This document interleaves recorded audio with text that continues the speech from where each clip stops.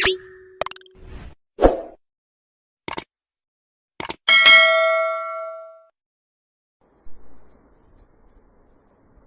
اللہ الرحمن الرحیم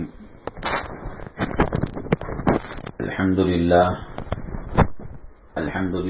نحمده ونستعینه ونستغفره ونؤمن به ونتوکل علیہ ونعوذ باللہ من شرور انفسنا ومن سیئات اعمالنا من يهده اللہ فلا مضل له ومن يضلله فلا هادی له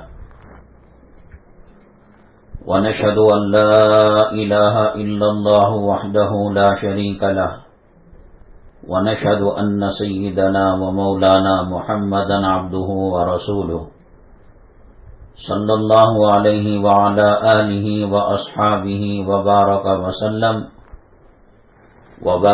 وسلم تسليما كثيرا كثيرا.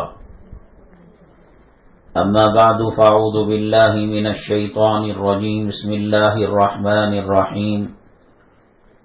يا أيها الذين آمنوا بالله ورسوله.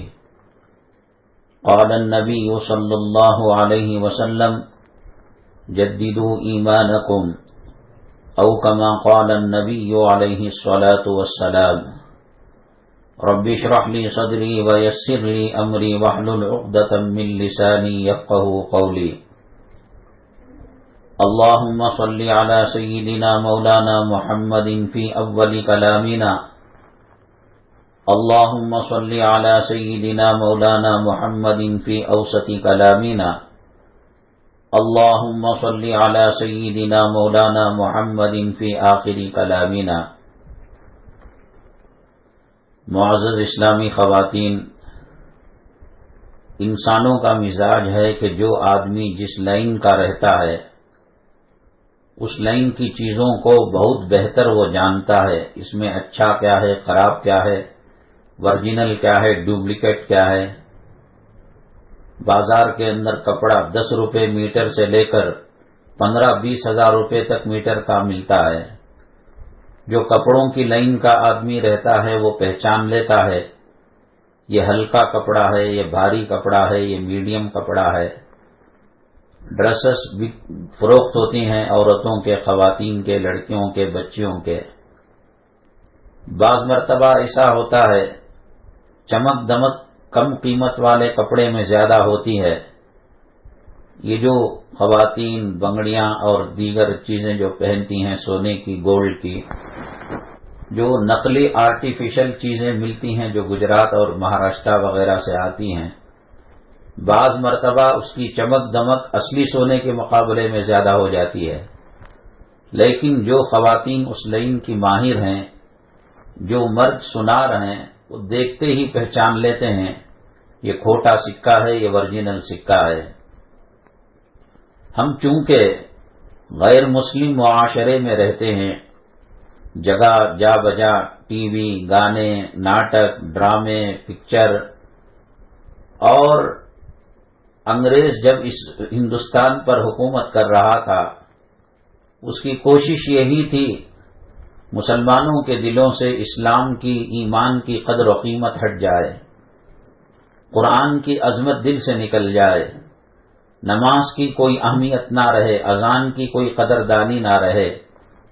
جو اذان دیتا ہے اس کی کوئی عزت نہیں، جو نماز پڑھاتا ہے اس کی کوئی عزت نہیں، جس کے سینے میں کلام پاک کی 6666 آیتیں ہیں. ایک گانے والے کے، ناچنے والے کے مقابلے میں سماج اس کو کوئی عزت نہیں دیتا. بڑی کسمہ پرسی کی زندگی گزارتے ہیں، بڑی لاچاری کی زندگی گزارتے ہیں. انگریز ہندوستان کو چھوڑ کر گیا تو بلا وجہ چھوڑ کر نہیں گیا. وہ مسلمانوں کے سروں سے ٹوپی ہٹا کر ہیٹ دے دیا، وہ جبہ اٹھا کر ٹی شرٹ دے دیا، وہ پاجامہ نکال کر جینس پینٹ دے دیا، عورتوں کے برقعے نکال کر بے حیائی کے کپڑے دے دیا، بے شرمی کے کپڑے دے دیا. اگر وہ چاہتا تو اور لمبا لڑ کر پھر مزید حکومت حاصل کر سکتا تھا. اس کو ہندوستان پر حکومت کرنا مقصود نہیں تھا، مطلوب نہیں تھا، اس کا ارادہ نہیں تھا. اس کا ارادہ یہ تھا کہ مسلمانوں کے دلوں سے ایمان کی قدر و قیمت نکل جائے، قرآن کی عظمت نکل جائے۔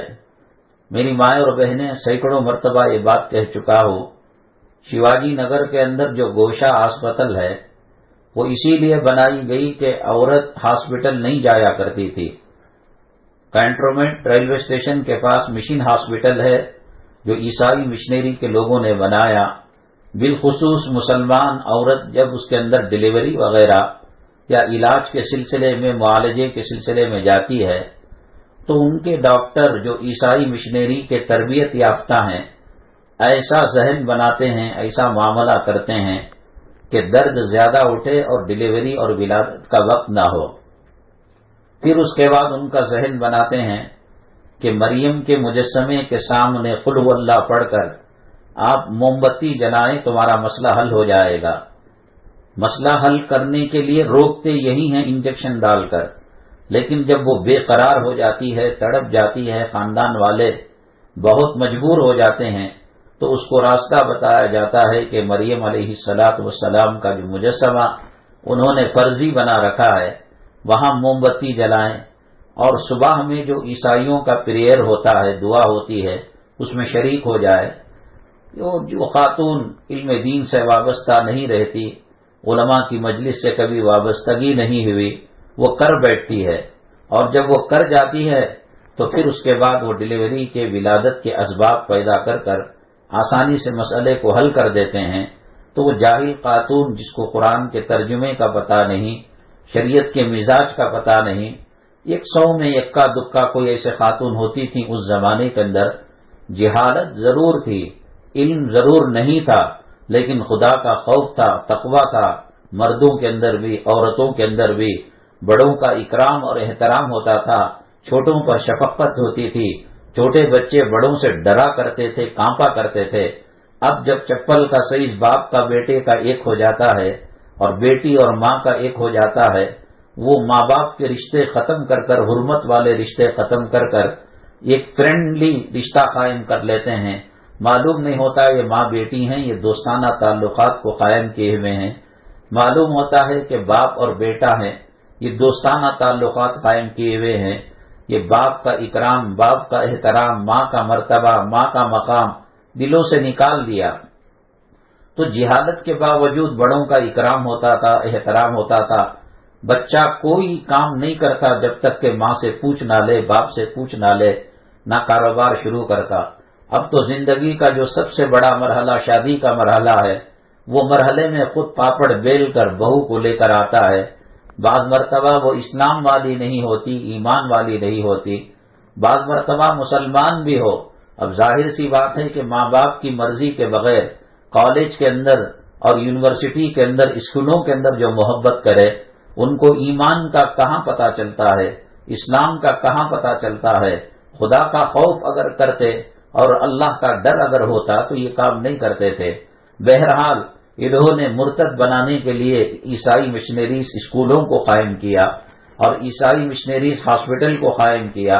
بہت ساری خواتین اکا دکا 100 میں ہوتی تھیں جو ان کا شکار بن جاتی تھیں، لیکن 98% خواتین وہ ہوتی تھیں جو گھروں کے اندر زچگی کروا لیتی تھیں۔ وہ زچگی کرانے والی عورتیں ماہر نرس اس زمانے میں ہوا کرتی تھیں۔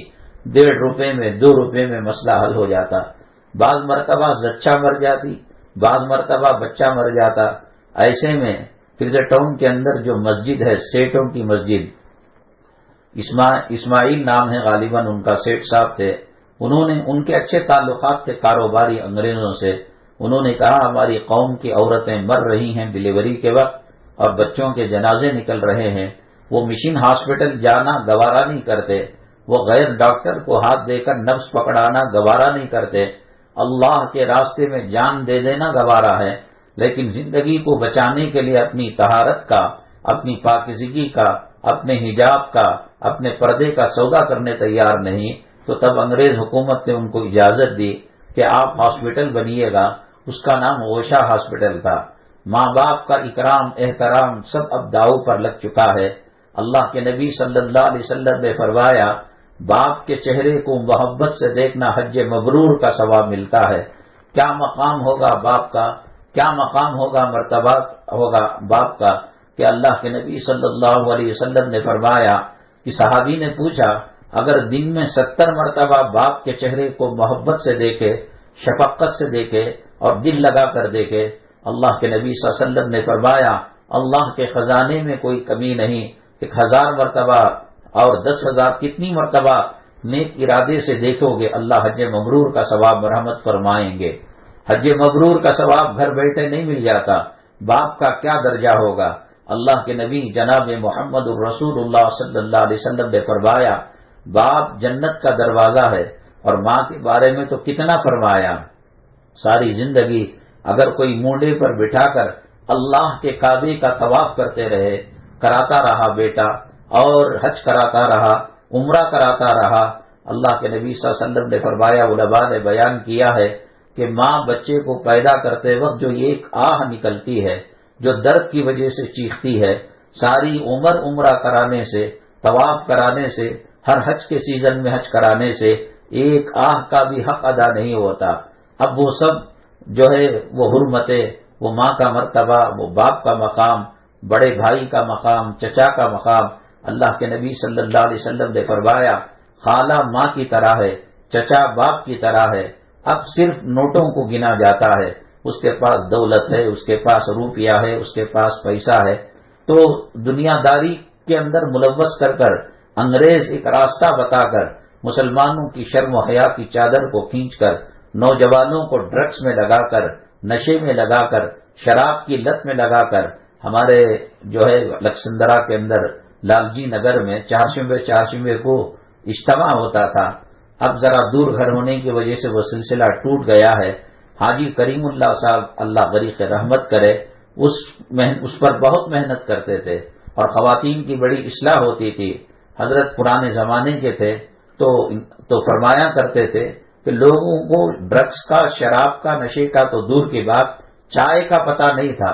صبح میں 7:30 8 بجے ایک جو ہے بڑے ڈرم کے اندر اور بڑے اسٹیل کے ٹب کے اندر ایک گاڑی میں رکھ کر چائے انگریز لے کر جاتے گلی کوچوں کے اندر، اور بل مارتے اور کہتے کہ تم اپنے گھر میں چائے لے لو، چائے لے لو۔ چائے کا عادی کرانے کے لیے انگریز گلی کوچوں میں پھرا کرتا تھا، تو وہ شراب اور شباب کا زمانہ کہاں سے رہا ہوگا۔ بعد میں اس نے دھیرے دھیرے یہ عادتیں ڈالی، مسلمانوں کا کلچر بدل گیا۔ کبھی ایسا نہیں ہوتا تھا کہ لاکھوں مسلمانوں میں کسی نوجوان کے سر سے ٹوپی غائب ہو۔ ٹوپی مسلمانوں کی شعار تھا، مسلمانوں کی علامت تھی۔ دوپٹہ باحیا عورتوں کی عزت کی چیز تھی اور عزت کی نشانی تھی۔ پہلے یہ رکشا اور ٹیکسی، اولا، فلاں سب چیزیں نہیں تھی۔ بیل گاڑی، گھوڑا گاڑی آ کر وہاں جو ہے دہلیز کو لگا کرتی تھی۔ دہلیز کے آس پاس چادر پکڑ کر یا غریب لوگ تھیلے پکڑ کر اس کے اندر بیٹھ جایا کرتے تھے۔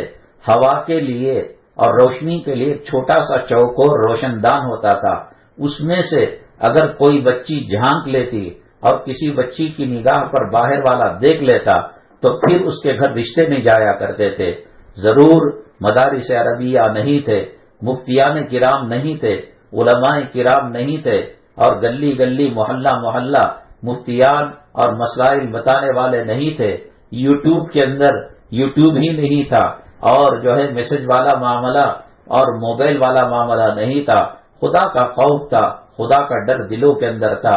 قرض لے کر اللہ کو گواہ بنا کر وقت سے پہلے قرض کو واپس کر دیا کرتے تھے۔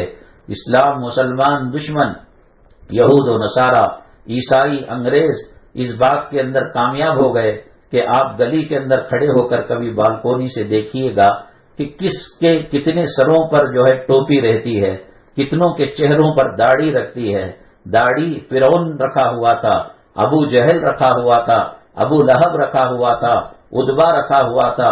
کفار مکہ بھی داڑھی کے پرجھر میں، اور داڑھی مردانہ قوت کی علامت اور چہرے کی علامت تھی۔ اللہ کے نبی صلی اللہ علیہ وسلم نے فرمایا فرشتوں کی بعض تسبیح یہ ہے، سبحان من زین الرجال باللحى، پاک ہے وہ ذات جس نے مردوں کو داڑھی سے مزین کیا ہے۔ کہاں ملتی ہے داڑھی، کہاں نماز کا اہتمام ہے۔ اتنے خطرناک حالات سے ہندوستان گزر رہا ہے، شاید نہ آسمان کے فرشتوں نے ایسے حالات کو دیکھا ہوگا، نہ زمین نے حالات کو دیکھا ہوگا۔ اسلام مسلمان دشمن جو چاہے کر رہے ہیں۔ آج کی خبر آپ جو ہے موبائل کے اندر نیوز میں ڈال کر دیکھیے گا کہ کل پرسوں گجرات کے اندر 2 نوجوان جو باشرات ہے، ان سے پوچھا گیا کہ تمہارا نام کیا ہے؟ انہوں نے جب اسلامی اور مسلمانوں کا نام بتایا، ان کو پیٹ پیٹ کر بہت بری طریقے سے زخمی کر دیا۔ اللہ تبارک تعالی ظالموں کا صفایا فرمائے اور سخت ترین عذاب کے اندر مبتلا فرمائے۔ برقع، ٹوپی، داڑھی، مسجد کے مینارے، مدارس عربیہ کے اندر قال اللہ قال رسول کی صدائے ان کو بالکل پسند نہیں ہے۔ بہرحال آپ نے بھی دیکھا ہوگا کہ پرانے بہو ساسوں سے کیسے ڈرا کرتی تھی، کیسے احترام کیا کرتی تھی اور دل سے کیسے محبت کیا کرتی تھی اور خدمت کیا کرتی تھی۔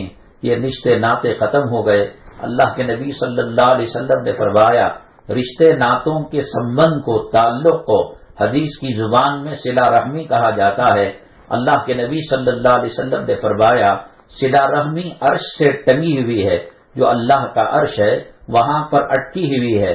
جو ملاتا ہے تو وہ صلہ رحمی یوں کہتی ہے اللہ سے، اللہ اس نے خاندانوں کا لاج رکھ لیا، چچا کا احترام کیا، خالہ کا احترام کیا، ساس کا احترام کیا، ننند بھاوج کا احترام کیا، پسر کا احترام کیا۔ اب تو خاوند کو قابو میں نہیں لاتے، خاوند کی عزت نہیں کرتے۔ فلموں کا دیکھا دیکھی، ڈراموں کا دیکھا دیکھی، تو پھر خاوند کو نام لے کر پکارنا اور اسے یہ سمجھنا کہ یہ گھر کا خادم ہے، ہر چیز کا اسے بعض خواتین گھروں کے ٹوائلٹ اور بیت الخلاء ان سے صاف کرواتی ہیں۔ اللہ کے نبی صلی اللہ علیہ وسلم نے فرمایا، اگر میں اللہ کے بعد کسی کو کسی کے سجدہ کرنے کی اجازت دیتا تو میں بیویوں کو کہتا کہ وہ خاوند کا سجدہ کیا کرے۔ کیا مقام تھا، کیا مرتبہ تھا۔ ایک انصاریہ عورت نکاح کرنے جا رہی تھی، ان کے والد ان کو لے کر نبی کریم صلی اللہ علیہ وسلم کے دربار میں آئے تاکہ وہ دعا دے، جوڑا سکھی رہے اور ان کی زندگیوں کے اندر خوشحالی آئے۔ اللہ کے نبی صلی اللہ علیہ وسلم کے پاس جب پہنچی، اللہ کے نبی صلی اللہ علیہ وسلم نے فرمایا، شادی موج مستی کے لیے کر رہی ہو یا سنت سمجھ کر رہی ہو؟ انہوں نے کہا، اے اللہ کے نبی صلی اللہ علیہ وسلم، سنت سمجھ کر رہی ہوں۔ کہا کہ تمہیں پتا ہے کہ خاوند کا حق کیا ہوتا ہے، خاوند کا حق خدمت کیا ہوتا ہے؟ انہوں نے کہا، صحابیات کی اور حضرات صحابہ کی ایک عادت تھی، اگر وہ جانتے بھی تھے تو بڑوں کے سامنے اپنی لب کشائی نہیں کرتے، منہ زوری نہیں کرتے۔ اللہ کے نبی صلی اللہ علیہ وسلم کے سامنے کون کہہ سکتا تھا ہاں میں جانتا ہوں؟ تو ان انصاری خاتون نے کہا، لڑکی نے کہا، اللہ و رسولہ عالم، اللہ اور اس کا رسول بہتر جانتا ہے۔ اللہ کے نبی صلی اللہ علیہ وسلم نے فرمایا، اگر سر کے بالوں سے لے کر پیر کے تلوے تک، انگوٹے تک خون رسنے والے جسم کے اندر پھوڑے ہو جائیں اور گندگی اور خباثت سے نکلنے والے پیپ بہنے لگے اور دنیا میں کہیں اس کا علاج نہ ہو، اور اگر خدا نہ کرے ایسا موقع آئے کہ زبان لگا کر اس کا علاج کرایا جائے، تم کرو گی، تب بھی جو ہے خاوند کا حق ادا نہیں ہو سکتا۔ نہ خاوندوں کا احترام ہے، نہ رشتہ داری کا احترام ہے۔ بعض لوگ موبائل کے اندر اتنے چمٹے ہوئے رہتے ہیں اور اتنا اس کو ساتھ رکھتے ہیں، گویا ان کی آنکھوں کی ٹھنڈک ہے، گویا ان کی روح کی غذا ہے۔ آپ یہ سمجھ کر کے صلہ رحمی ہے، رشتہ داری کو نبھانا ہے، ملاقات کے لیے جاتے ہیں تو اس کا گھر کا کوئی فرد، چھوٹے بچے موبائل گیم کے اندر لگ جاتے ہیں، خالہ گئی ہے، بہن گئی ہے، رشتہ دار گئے ہوئے ہیں، نانی گئی ہوئی ہے، دادی گئی ہوئی ہے، اس کا کوئی ان کو اثر نہیں پڑتا۔ بڑے جو ہے اس کے اندر پتہ نہیں کیا انگلیاں کرتے رہتے ہیں، فیس بک میں، واٹس ایپ میں، اور پھر چھوٹے بچے گیموں کے اندر مشغول رہتے ہیں۔ ایک اللہ کا پیغام آتا ہے صبح میں، الصلاۃ خیر من النوم، نماز نیند سے بہتر ہے۔ اللہ کا پیغام آتا ہے، حی علی الصلاۃ، حی علی الفلاح، آ جاؤ نماز کی طرف، آ جاؤ کامیابی کی طرف۔ وہ اللہ کا میسج آتا ہے۔ اللہ کا میسج کلام پاک کے 30 پارے ہیں، اللہ کا میسج کلام پاک کی 114 سورتیں ہیں، اللہ کا میسج کلام اللہ کی 7 منزلیں ہیں، اللہ کا میسج اور پیغام 6666 آیتیں ہیں۔ آپ بتائیے گا کہ خاندان کے کتنے افراد، مرد و عورت سورہ فاتحہ کا ترجمہ جانتے ہیں۔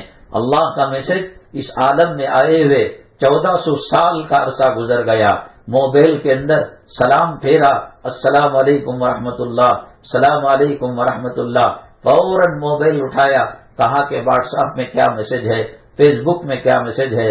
اللہ موبائل کا برا کرے کہ اس نے آ کر رشتہ داریوں کو توڑ دیا، دل کی محبتوں کے واسطوں کو توڑ دیا۔ پہلے ایسا تھا کہ مہینے میں ایک آدھ مہینے میں رشتہ داری کو نبھایا جاتا تھا، رشتہ داروں سے ملا جاتا تھا۔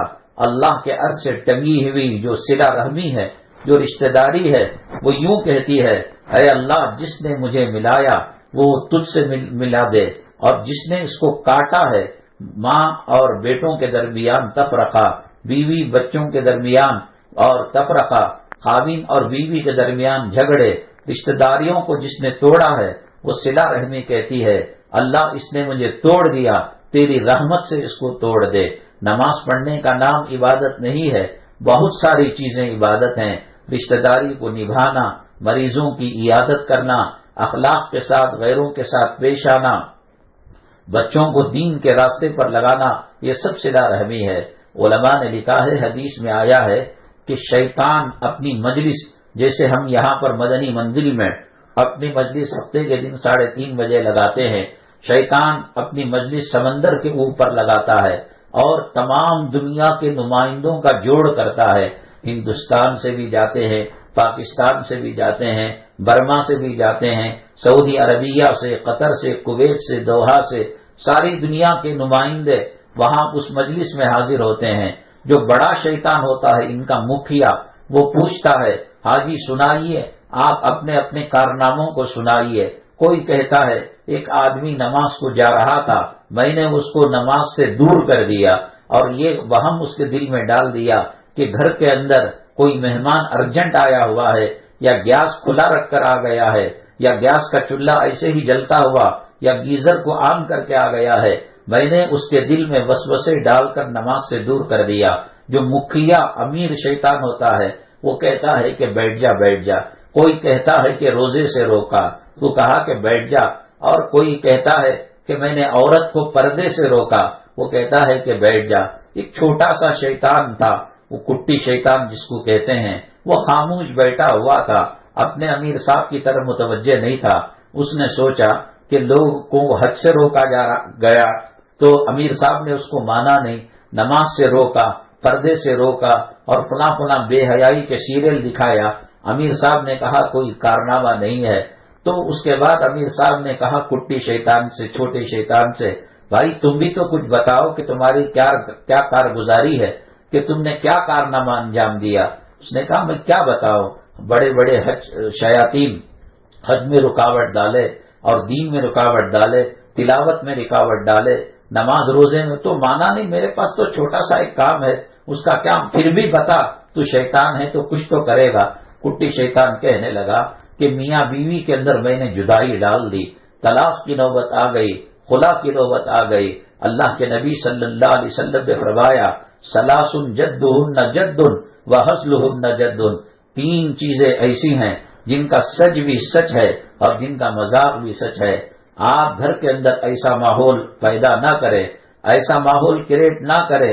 شیطان انسان کے جسم میں ایسا دوڑتا ہے جیسا خون رگوں کے اندر دوڑتا ہے، وہ چاہتا ہے میاں بیوی میں جھگڑے پیدا کر دے، میاں بیوی کے اندر اختلافات پیدا کر دے۔ اور جب اس کٹی شیطان نے کہا کہ میرے پاس کیا کارنامہ ہے، میں نے تو صرف ایک جوڑے کے اندر جدائی ڈال دی، بڑی محبت سے جوڑا جی رہا تھا، میں نے عورت کے دل میں بدگمانی پیدا کی، یہ دوسروں سے رشتہ کرتا ہے، یہ دوسروں سے تعلقات قائم کیے ہوئے ہے، یہ راتوں کے اندر موبائل لے کر بیٹھتا ہے تو ان سے چیٹنگ کرتا ہے۔ یہ بدگمان عورت پہلے ہی سے بدگمان تھی اور شریعت سے واقف نہیں تھی، شیطان کی باتوں میں آ گئی اور تو میں ہو گئی، اور دارالقضاء اور کورٹ کے اندر جا کر طلاق اور خلا کی نوبت ہو گئی۔ اللہ کے نبی صلی اللہ علیہ وسلم نے فرمایا جب دنیا میں کوئی جوڑا طلاق کا معاملہ کرتا ہے یا خلے کا معاملہ کرتا ہے، اس معاملے کی وجہ سے اگرچہ کہ یہ حلال ہے، اللہ کا عرش کام جاتا ہے، اللہ کا عرش حدر جاتا ہے۔ اس لیے اللہ کے نبی صلی اللہ علیہ وسلم نے فرمایا ابغض الحلال عند اللہ الطلاق، سب سے ناپسندیدہ حلال اللہ کے یہاں طلاق ہے۔ ہم اس لیے یہ بات کہہ رہے ہیں، کہیں مذاق کے اندر بھی اور کہیں ایسی حالت، ایسی سچویشن پیدا کرنا، مرد بی پی کا مریض ہے، ہارٹ کا مریض ہے، بات کرے چڑچڑاپن پیدا ہو گیا، ایسے میں ہینڈل کرنا ایک عورت کی ذمہ داری ہے، ایک بیوی کی ذمہ داری ہے، اور خاوند کی ذمہ داری ہے کہ وہ بھی بیوی بچوں کو ہینڈل کرے۔ ایسا سچویشن لانا کہ جس کی وجہ سے مجبور ہو کر وہ طلاق کا لفظ نکال دے، اللہ کے نبی صلی اللہ علیہ وسلم نے فرمایا غصے میں نکالے، پیار میں نکالے اور مذاق میں نکالے، سچ میں نکالے، طلاق واقع ہو جاتی ہے۔ پاکستان کی سیریل کے اندر مسلمان جوڑے کام کیا کرتے ہیں۔ ایک سیریل ایسا تھا کہ اس کے اندر مسلم جوڑے کو یہ بات دی گئی تھی کہ وہ کسی بات پر کلاکاری کے طور پر، ناٹک اور ڈرامے کے طور پر بیوی کو طلاق دیتا ہے۔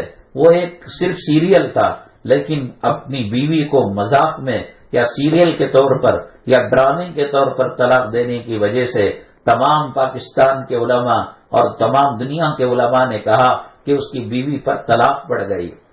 تو اس لیے یہ بڑا نازک معاملہ ہے، اللہ تبارک تعالیٰ کو بھی یہ پسندیدہ معاملہ نہیں ہے۔ تو اس نے یہی کہا کہ میاں بیوی کے اندر میں نے تفریق ڈال دی، شیطان اٹھا اپنی جگہ سے، جو صدارت کا منصب تھا، جو صدارت کی گدی تھی، اٹھا، میں تجھے گلا لگانا چاہتا ہوں، تو گلے لگا لیا اور کہا ان لوگوں میں سب سے اچھا کارنامہ تو نے انجام دیا۔ اللہ کے نبی صلی اللہ علیہ وسلم نے صحابہ کرام رضوان اللہ علیہ مجمعین سے پوچھا، کیا تم جانتے ہو کہ حج سے بہترین ثواب والا کام کیا ہے؟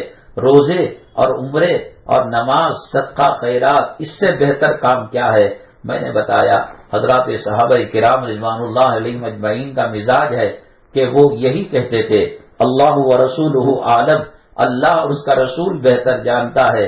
اللہ کے نبی صلی اللہ علیہ وسلم نے فرمایا، دو بچھڑوں کو ملا دینا، میاں بیوی کی غلط فہمیاں دور کر دینا، ساس بہو کی غلط فہمیاں دور کر دینا، مالک اور کرایہ دار کے درمیان جو غلط فہمیاں ہیں اس کو دور کر دینا۔ اللہ کے نبی صلی اللہ علیہ وسلم نے فرمایا کہ ان کو حج سے زیادہ، عمرے سے زیادہ، نماز سے زیادہ، صدقے سے زیادہ، خیرات سے زیادہ اللہ ثواب برحمت فرماتے ہیں۔ توڑ کی باتیں کرنے والوں سے اللہ خفا ہو جاتے ہیں۔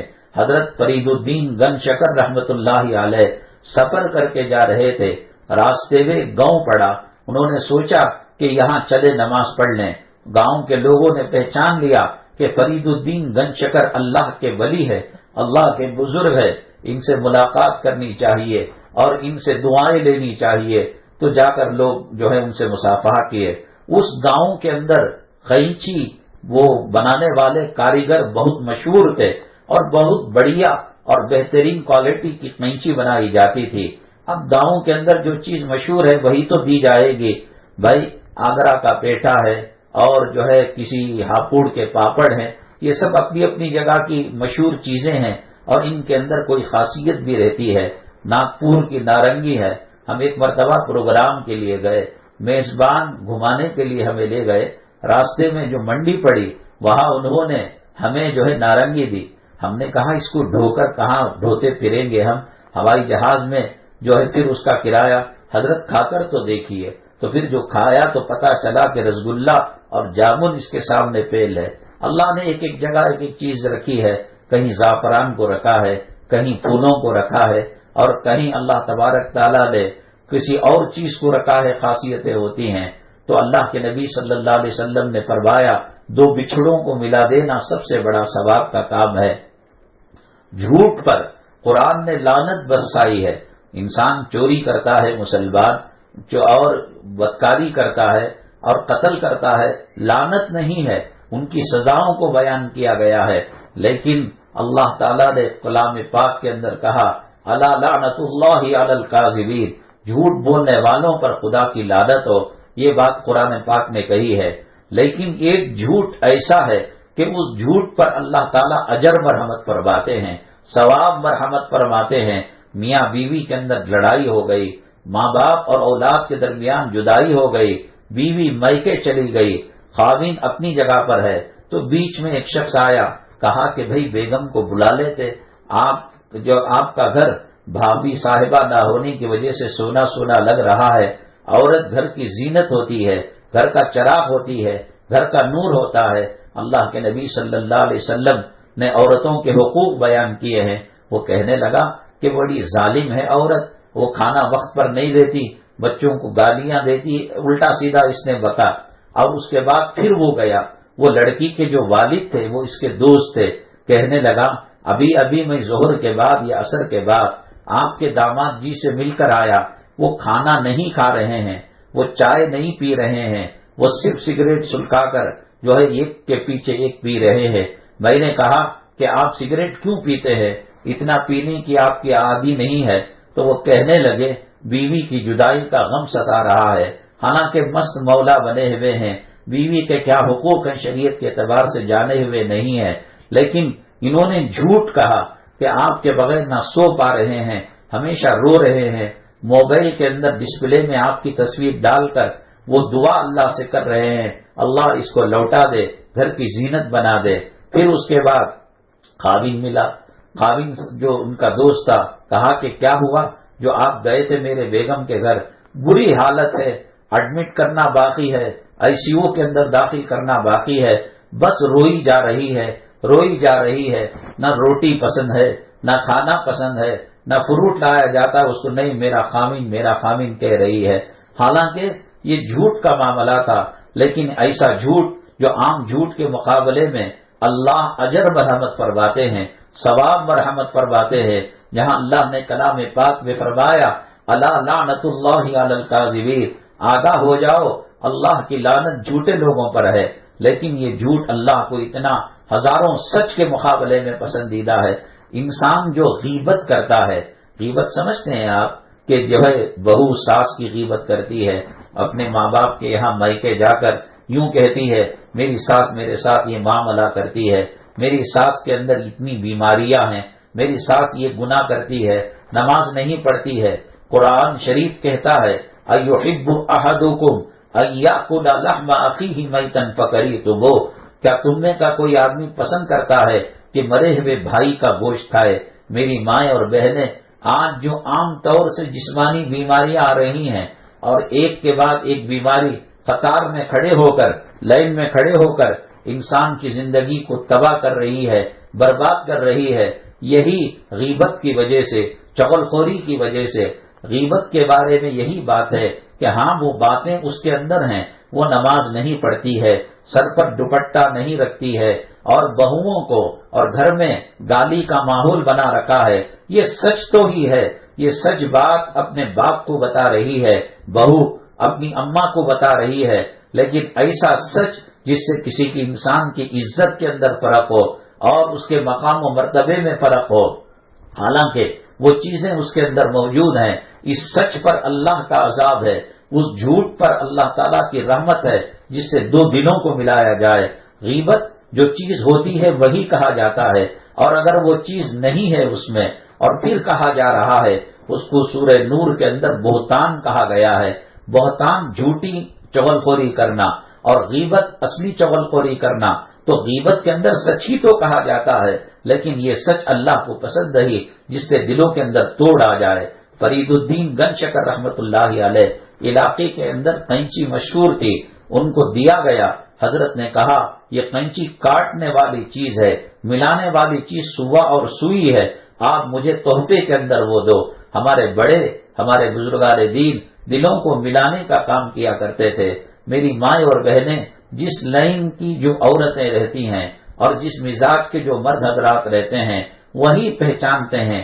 ہیرے اور پتھروں کے اندر فرق کرنا جوہری کا کام ہے، سنار کا کام ہے کہ ورجنل سونا اور آرٹیفیشل بنگڑیاں اور زیورات کے اندر فرق وہی کر سکتا ہے، عام لوگ فرق نہیں کر سکتے۔ یہاں اللہ کے نام پر مجلس قائم کی جاتی ہے، اس مجلس کا کیا مزہ ہے، اس مجلس کی کیا لذت ہے، اس مجلس میں دل کی طمانینیت کیسی ہے، دل کا سکون کیسا ہے، یہ وہی انسان جان سکتا ہے جس کے جسم میں حرام خون نہ ہو، جس کی زبان خراب نہ ہو، یعنی گناہوں کی وجہ سے اگر گناہوں میں انسان لت پت ہو، اللہ کا قرآن 30 پارے ترجمے کے ساتھ اسے پیش کر دیے جائے وہ قبول کرنے کے لیے تیار نہیں ہوتا. لیکن جسم پاک ہے، طاہر ہے اور خوشبودار ہے تو اسے پتہ چلتا ہے کہ دنیا کے نغموں میں، دنیا کے گانوں میں، دنیا کے تھیٹروں میں، دنیا کے حکومت اور سلطنت کے ایوانوں میں اور دینی مجلس میں کتنا فرق ہے. جو ایک مرتبہ اللہ کے نام کی چاشنی چاٹ لیتا ہے، ایک مرتبہ دینی بیانات کی لذت زبان پر پڑ جاتی ہے تو دنیا کی کوئی چیز اچھی نہیں لگتی. حضرت مولانا پیر ذوالفقار صاحب دامت برکاتہم نے اپنی تقریر کے اندر واقعہ لکھا ہے کہ مسجد کے اندر دو بوڑھے تھے. ایک بوڑھا دوسرے کو جھنجھوڑ رہا تھا، پھر وہ بوڑھا اس کو جھنجھوڑ رہا تھا. حضرت قریب گئے، پوچھا 80 سال کی عمر ہے آپ کی اور آپ کی 75 سال کی، بچوں جیسے جھگڑے نہیں گئے؟ نہیں حضرت آپ بھی بتائیے، یہ یوں کہتا ہے کہ اللہ میرا ہے تو پھر میں کہاں جاؤں؟ تو میں کہنے لگا اللہ میرا ہے. اللہ سے محبت، اللہ سے تعلق کا قائم ہو جاتا ہے. اللہ کے نام کے علاوہ، اللہ کے نام کی چاشنی اور لذت کے علاوہ کوئی چیز پسندیدہ نہیں ہوتی. حضرت مولانا شیخ الاسلام حسین احمد مدنی نور اللہ مرقدہ رات بھر ذکر کیا کرتے تھے، تلاوت کیا کرتے تھے. گجرات میں ایک جگہ دیہات میں پروگرام کے لیے گیا تو وہاں میزبان نے بتایا حضرت یہ جو حویلی نظر آ رہی ہے حضرت شیخ الاسلام اسی میں قیام کرتے تھے. ہمارے آبا اجداد جو بڑے لوگ ہیں جو حضرت کے زمانے کے تھے انہوں نے کہا ہے حضرت جب یہاں چارپائی کھاٹ پلنگ پر بیٹھ کر اٹھ کر چلے گئے اور دوسرے دن دوسرے راستے پر چلے گئے تو ان کے جانے کے بعد کئی دن کھاٹ سے اللہ کا ذکر کی آواز آتی تھی. اتنا اللہ اللہ کہو کہ زمین بھی ساتھ دے، در و دیوار بھی ساتھ دے. میں ایک مختصر واقعہ بیان کر کر اپنی بات کو لپیٹتا ہوں. آپ سے گزارش ہے کہ اگلے چہارشنبے آپ جلدی تشریف لے آئیے. ملک کے حالات اور گھریلو حالات، کاروبار کے حالات، طبیعتوں کے حالات بہت بگڑے ہوئے ہیں. مہینے میں ایک آدھ مرتبہ ہم نے ارادہ کیا ہے کہ یہاں قرآن خوانی رکھی جائے، آیت کریمہ کو پڑھا جائے اور ذکر کیا جائے، درود پاک پڑھا جائے. پھر اس کے بعد اجتماعی طور پر دعا کریں گے اور اس دعا کے اندر 5-7 منٹ وقفہ دیا جائے گا کہ آپ اپنی چیزیں اللہ سے بتا سکیں، کیونکہ ہم عالم الغیب والشہادہ نہیں ہیں کہ آپ کی کیا بیماری ہے، آپ کی کیا پریشانی ہے. اس لیے آپ جلدی آ جائیے. اجتماعی دعا ہوگی، ہندوستان ملک کے لیے بھی دعا ہوگی، تمام عالم کے مسلمانوں کے لیے بھی دعا ہوگی. ایک مرتبہ حضرت سیدنا ابراہیم علی نبینا علیہ الصلوۃ والسلام جا رہے تھے اور جاتے جاتے دیکھا کہ ان کے پاس بہت ساری بکریاں تھی. ایک آدمی جنگل میں چرواہے کی شکل کا تھا، وہ اللہ اللہ اللہ کہہ رہا تھا. حضرت ابراہیم علیہ السلام نے کہا میرے محبوب کا نام لے رہا ہے، میرے معبود کا نام لے رہا ہے، میرے مسجود کا نام لے رہا ہے، میرے رازق کا نام لے رہا ہے، میرے اللہ کا نام لے رہا ہے. تو اللہ کہتا ہے سارا جسم شیرے میں ڈوب جاتا ہے، مٹھاس میں ڈوب جاتا ہے، لذتوں میں ڈوب جاتا ہے. میں اس ریوڑ کی آدھی بکریاں کا تجھے مالک بناتا ہوں، تو اور ایک مرتبہ اللہ کہہ دے. اللہ کے لفظ کے اندر وہ لذت ملا کرتی تھی. 7 زمین 7 آسمان کے خزانے اس کے سامنے کوئی معنی نہیں رکھتے تھے. پھر اس کے بعد آدھا ریوڑ دینے کے بعد 100 میں سے 50 بکریاں دے دی، 50 جو ہے باقی تھی. ایک اور مرتبہ اللہ کہہ دے، میرے محبوب کا نام لے لے، میرے معشوق کا نام لے لے، میرے رب کا نام لے لے. انگ انگ اور خون کے قطرے قطرے میں ایک خوشی کی لہر دوڑ جاتی ہے کہ میں جس کے لیے سجدہ کرتا ہوں، میں جس کی نماز پڑھتا ہوں، میں جس کا ذکر کرتا ہوں، تیرے منہ سے نام بہت اچھا لگ رہا ہے. تو بقیہ 50 بکریاں بھی دے دی. پھر اس کے بعد کہا ایک اور مرتبہ اللہ کہہ دے، میں اللہ کا نام سننا چاہتا ہوں. وہ صاحب کہنے لگے بکریاں تھی دے دی، اب کیا دو گے، تمہارے پاس ہے کیا؟ وہ کہنے لگے بکریوں کو چرانے کے لیے چرواہے کی ضرورت پڑتی ہے. میرے بھائی تو ایک مرتبہ اللہ کہہ دے، تیرے بکریوں کا چرواہا بن کر ساری زندگی میں تیرے بکریوں کی غلامی کروں گا اور ان کی حفاظت کروں گا. تو پھر اس کے بعد وہ چلے گئے اور اس کے بعد انہوں نے کہا اے اللہ یہ کیا معاملہ ہے؟ اللہ تعالیٰ نے وحی فرمائی، اے ابراہیم میں نے یہ بتایا کہ جا میرے اللہ کے نام کا سودا کرنے والا کیا سودا کیا کرتا ہے، ریوڑ دے دیا اور غلامی کے لیے پیش کر دیا۔ یہ دینی مجالس کی لذت کون جان سکتا ہے؟ جو فلمیں دیکھتے ہوں، صبح و شام گانے سنتے ہوں، ناٹک سنتے ہوں، کیا مزہ ملے گا؟ برتن میں دودھ ہے، برتن میں زمزم ہے، برتن پاکیزہ ہونا چاہیے، اس میں چھپکلی گر گئی، اس میں جھنگر گر گیا، چوہا مرا ہوا پڑ گیا، تو پھر وہ سارا زمزم اور سارا عرق گلاب بیکار ہو جاتا ہے۔ ہمارے دلوں کو مصفا مزکا کریں گے، پاک کریں گے، ان دینی مجلسوں کی قدر و قیمت کا پتہ ہوگا۔ اللہ تبارک تعالی ہمیں قدر کرنے کی توفیق نصیب فرمائے۔ اللہ تبارک تعالی ایسی مجلسوں کی جو برکتیں رحمتیں ہیں ہم پر، ہمارے آل اولاد پر، ہمارے گھرانے اور خاندان والوں پر اللہ تعالیٰ اس کی رحمتوں سے فیض پہنچائے۔ یاد رکھیے گا کہ اگلے ہفتے قرآن خوانی اور اجتماعی دعا ہوگی۔ کون عورت ہے، کون سا گھرانہ ہے جو یوں کہہ سکے ہمیں دعا کی ضرورت نہیں؟ اللہ کے نبی صلی اللہ علیہ وسلم نے فرمایا الدعاء مخ العبادہ، دعا عبادتوں کے اندر بہترین عبادت ہے۔ کون پریشان نہیں ہے؟ آج اللہ میری نہ سنتا ہو، آپ کی نہ سنتا ہو، کسی معصوم بچے کی وجہ سے اللہ مجلس کی توبہ کو قبول کر لے، اللہ دعا کو قبول کر لے۔ کون نیکوکار عورت ہے جس کی ادا اللہ کو پسند ہے؟ حضرت عبداللہ ابن مبارک رحمت اللہ علیہ حج کو گئے، راستے میں ایک واقعہ پیش آیا کہ کوئی عورت مردار لے کر گئی، حج کے پیسے اس کے گھرانے کو دے دیے۔ جب وہ حج کو گئے تو اس وقت 10,000 کا مجمع تھا۔ فرشتے پوچھنے لگے کہ کتنوں کا حج قبول ہوا؟ کہنے لگے کہ 10,000 میں ایک کا بھی قبول نہیں ہوا۔